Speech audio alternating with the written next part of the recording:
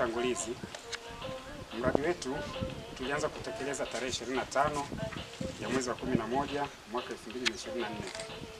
Chanzo cha fedha ni serikali kuu, mapato, fedha iliyopokelewa. Tarehe 4 ya mwezi wa 4 2024 tulipokea jumla ya fedha zifuatazo.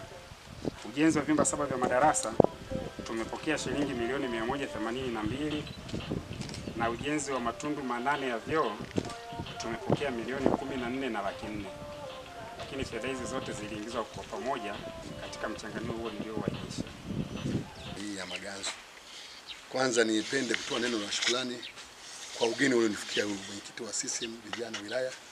Mimi nashukuru sana kwa ujio wake huu. Kwa kweli tumefarijika sana sisi wana Maganzo kwa sababu tumeweza kikao vizuri na tumempekea kwenye matukio kama haya. Ndugu zangu, labda mimi niseme machache. Kwanza nipende kutoa salamu zangu kwa Mheshimiwa Rais kwa kazi nzuri anayoifanya ndani ya nchi hii, hasa kwenye kata yangu ya Maganzo. Kuna miradi mingi sana ambayo imetoka kwa Mama Samia. Hata nikianza kuieleza hapa itafika mpaka saa 4 usiku. Labda mimi comment kusema kwamba Mama Samia akae atulie, mitano tena iko mikononi mwake. Hasa Maganzo kwa kweli tunampenda na tunampenda zaidi sana. Na hakikisha kabisa kwamba hivi vijana tuko nao vizuri, wazee tuko nao vizuri. Tunamhakikishia miaka hii mitano inayokuja akae atulie, Maganzo tuko naye. Asante sana.